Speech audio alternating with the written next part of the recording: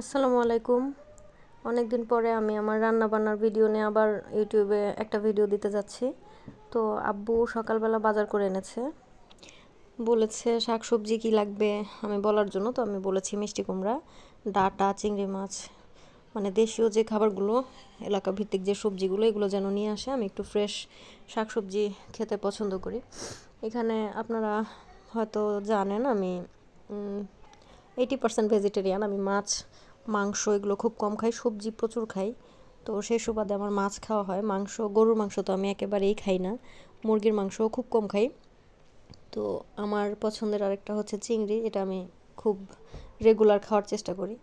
তো এগুলো এনে আব্বু আমাকে দিয়েছে, বলেছে কাটা বাছা করে যেভাবে পারি রান্না করে দুপুরের লাঞ্চের আয়োজন করে রাখার জন্য। তো আমি এখানে ডাঁটাগুলো কেটে ভালো করে ধুয়ে রেখেছি, সাথে আলু দিয়েছি, কারণ মাছের সাথে ডাঁটা শুধু খাওয়ার চেয়ে আলু ঝোল এগুলো দিয়ে খাওয়াটা আসলে এই গরমের মধ্যে মনে হয় হেলদি।